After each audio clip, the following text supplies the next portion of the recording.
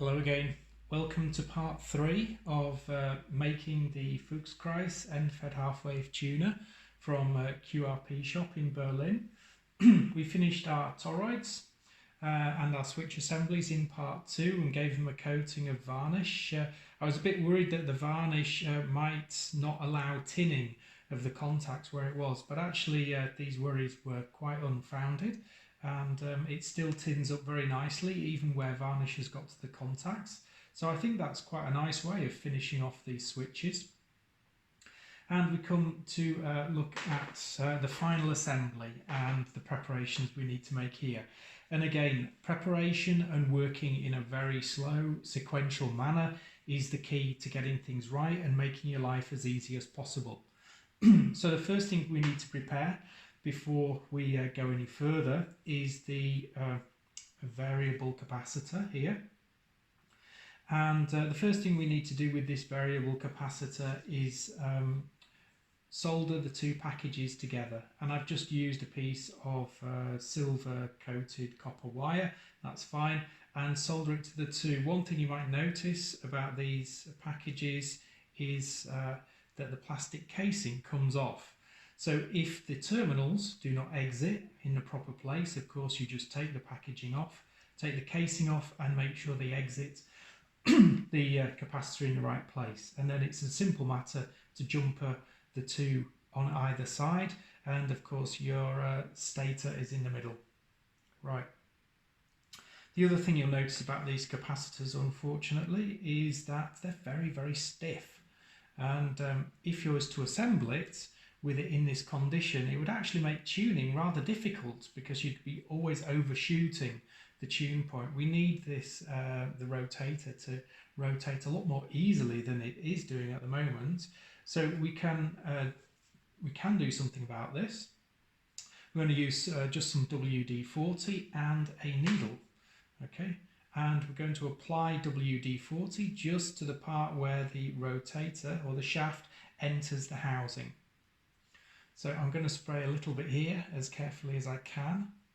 It's not easy. I'm going to use the straw here and just put a little bit in a plastic container.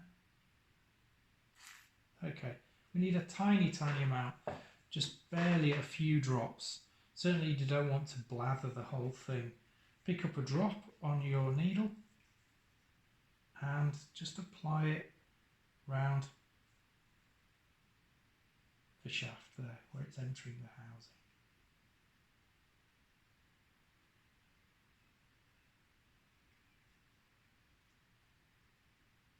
Take your time, and once you're finished, leave it overnight. I'm going to see if that's had any effect. Yeah, already you can feel that's getting in. So it works very, very quickly, especially I would use something low viscosity like WD-40 because that will work a lot better. Oil has worked. I've used just some light sewing machine oil, but WD-40 really gets in and lubricates it well.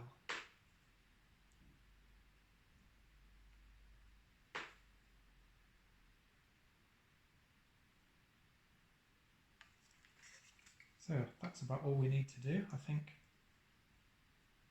That's good. Right, so already the difference, I can just turn that very easily now with my fingers. Good to have some tissue or some paper, and then when you've left it overnight, just mop off any excess. That makes a huge difference almost immediately. Right, the other thing we need to worry about here is where the shaft enters the body, there's a slight raised part of plastic just there. And often these will come with two washers so that when you actually install it, this is held away from the casing. If you don't use some washers here, what will happen is you tighten down the screws, you'll actually bend the casing, and it also makes this shaft very hard to turn, very stiff. It will probably be the case that your kit won't come with the washers you need. So if you haven't got washers, the simple thing to do is just to use some black insulation tape and cut it into very, very small strips. I'll show you now. Just maybe about a few millimeters doesn't have to be long at all. What do we get? That's maybe no more than 5 millimeters. So we have tiny pieces here. You'll need about 4 or 5 on each side, and then just stick the insulation tape over the casing there and you build up a layer upon layer until it works like a washer, just keeping this away from the housing for when you install it. I'll put one on the other side, but obviously you get the picture. You don't need to see me do all 5, and I'll now pause the video.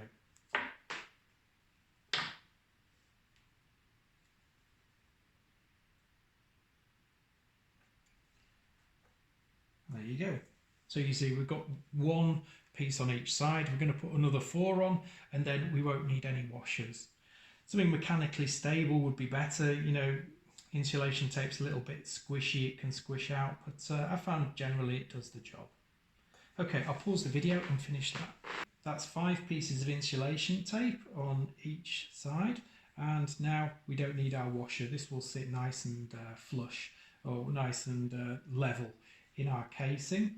One thing just to be aware of is these screws. If you are keeping the screws in the actual capacitor, be careful when it's not in the housing. Don't screw them all the way in, because you'll find they actually make contact with the metal leaves of the capacitor and you will bend these leaves. I'm not sure, I don't know if it really affects the performance of the capacitor, but certainly it doesn't always turn as well. So just be careful. Screw them in a little bit, but not all the way. Right, well, that's the capacitor done. Now, as I said, working sequentially is the key to getting this right. So we have our casing here, and the first thing I like to install is the coupling toroid, because it has 3 connections, and so there's quite a lot to do. Here, I will go in this order. I will install the coupling toroid, and then the BNC. Then I will install the variable capacitor. Then I will install the inductance toroid. Then I will install the banana plug and the connection to the coupling toroid. And lastly, I install the LED. So, as you can see, I've already got this toroid in. I'm using an old casing, and I haven't specifically shaped the holes so that they grip these components. That means I have to get them as tight as possible. To do this, what I'm using is a pair of these pliers and my multi-purpose Knipex pliers. They have a nice fine point, and I find I can just about grip the body of the switch at the top there. And then I will use this spanner. Hold it flat. It will help probably if you get your casing in a vise so the casing doesn't move. And then, of course, you get your spanner on your nut and tighten it up. I've already tightened this one, so I'm not going to add any more. Like I say, don't go crazy with these things. It is always easy to break stuff. And certainly it's quite easy to break the terminals off if you've got... So I definitely wouldn't want to put a pair of pliers in from this side. Okay, and that's it. So next we're going to put the BNC and install the BNC and hook it up with the ground terminal here, the red from the L1, and we're going to solder that to the ground tab here. So I'm going to pause again. Okay, that's the first step done. As you can see, we've got the coupling toroid and the BNC, and now I've connected it up. I've used a bit of solid copper wire that's been silver plated, which means I can bend it into shape, avoid all the other wires, and it adds a bit more stability, I think, to the whole thing. We've got our two connections. Green here is going to the variable capacitor. Green here is going to go to the inductance toroid. So the next thing to install is going to be the variable capacitor here. So I'll pause the video again, and we'll come back when we've installed that. Okay, that's step 2. We now have our variable capacitor, and I've hooked it up there.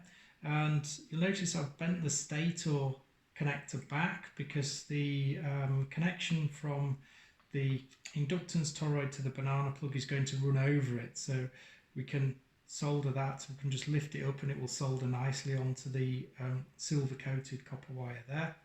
and yeah, it's connected at the bottom to our coupling toroid. You'll notice with each step I'm only really making one more connection. It's just one thing to solder in the housing rather than 6 or 7 if I was assembling it all, actually trying to solder the toroids to the switches while they were in the housing.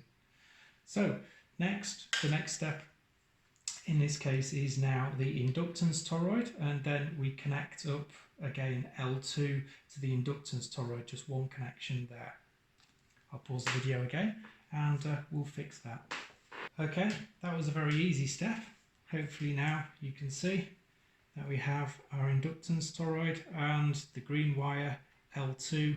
It was a very simple matter, just hooking that up to pin 10.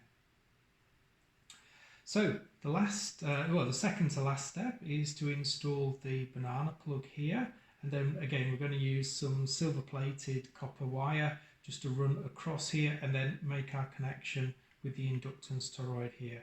Then it's just a simple matter of putting in the LED and soldering the diodes in place and hooking that up, and it's all done. So let's pause the video again and we'll come back when we've got our banana plug installed.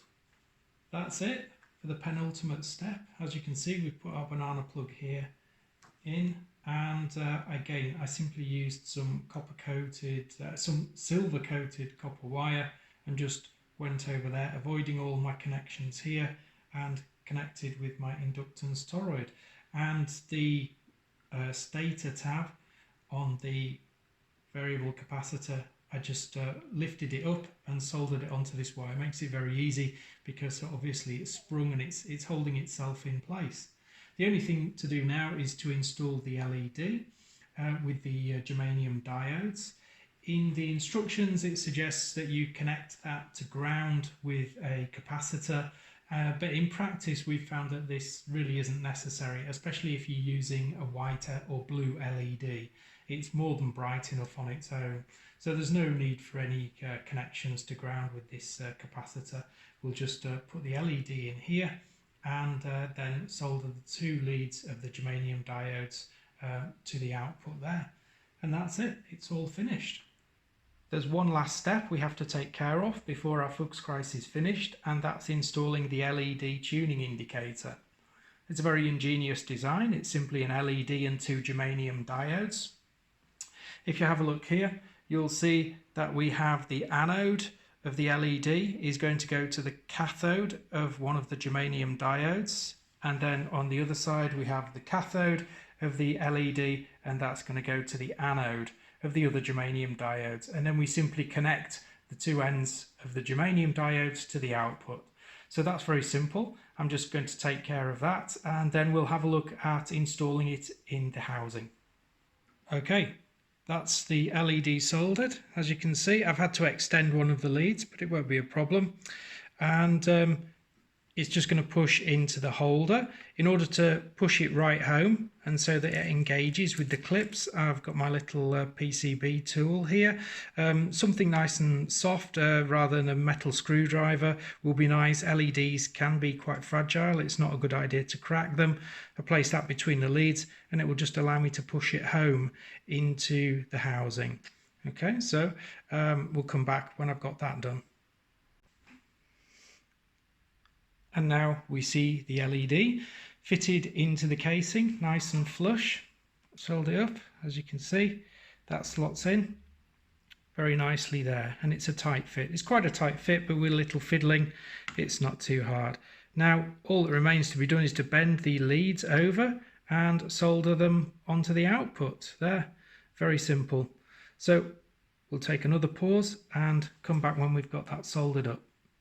And that's the LED. Nicely soldered in place. You can see we've got one lead there and then the next lead.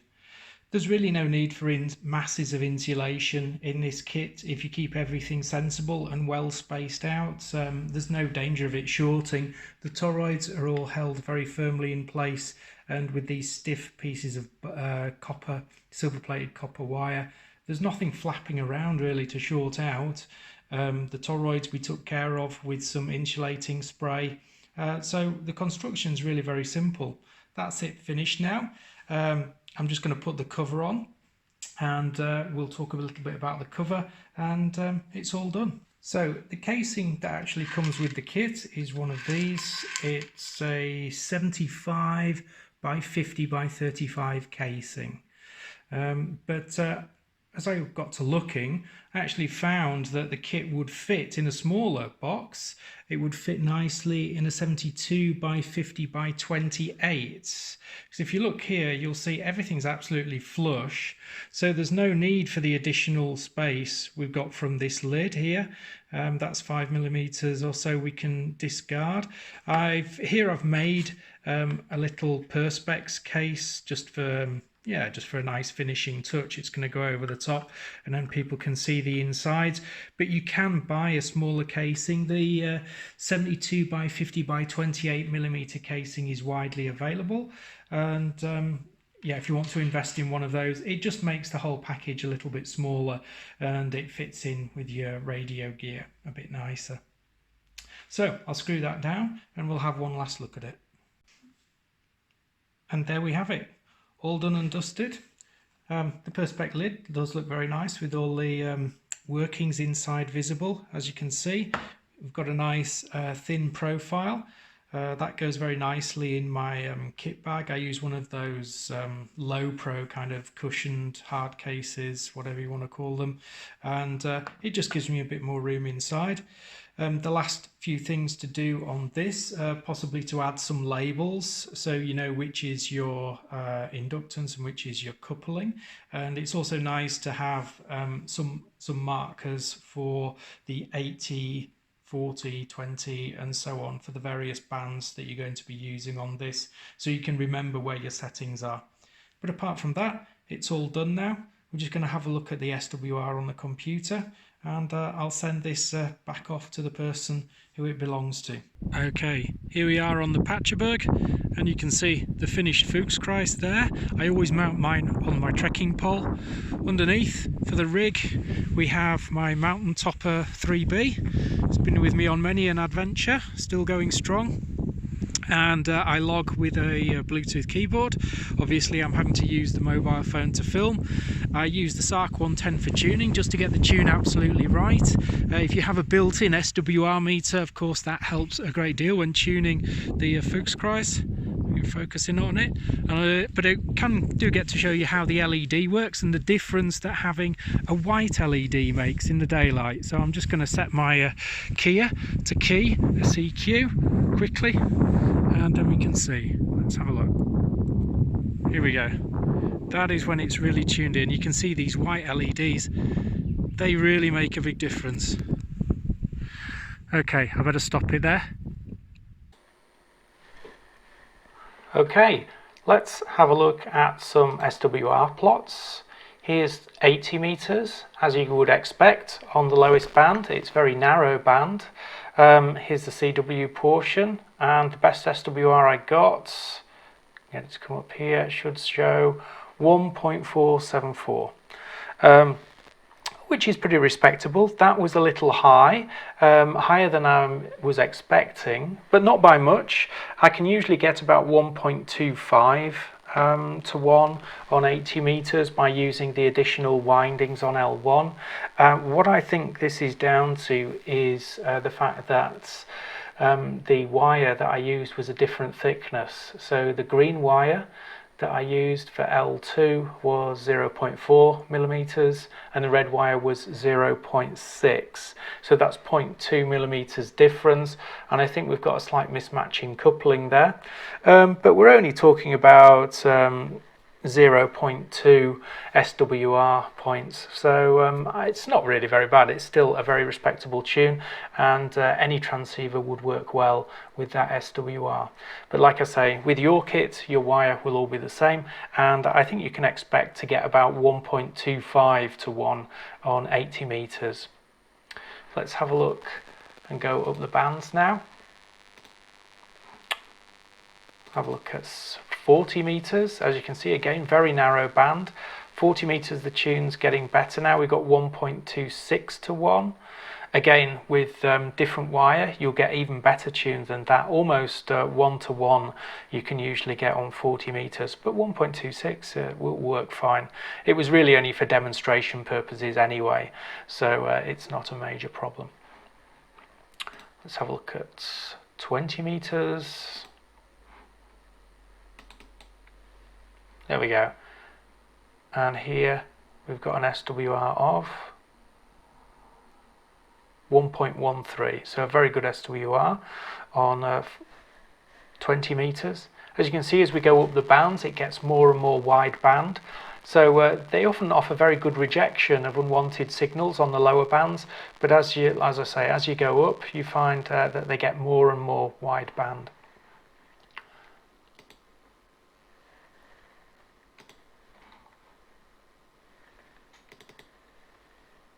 Here we have 15 meters, and you can see we've got a very low dip there. I'm not quite sure why I didn't get it right in here. I must have taken the snapshot at the wrong time. But you can see we've got a very nice dip at 20.840, 1.04 to 1.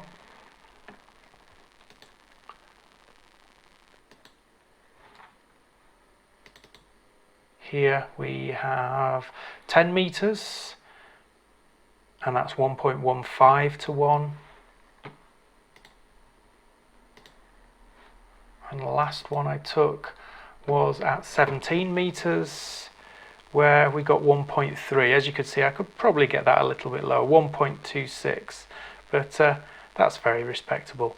So all good SWR there. It's working very nicely, and that's it for the Fuchskreis. I hope you are inspired to build one for yourself. As you see, it's a very versatile kit. It's not a very difficult kit to build, but there are a few little things that you need to be aware of as a first-time builder in order to make it go just right. And of course, there's huge potential to modify that kit and add all kinds of things. You could add additional banana plugs, different size connectors, different kinds of connectors. You could even add test points if you wanted to use it experimentally and make your own measurements. It's a very simple matter to add some test points. It's a great kit, and not too expensive.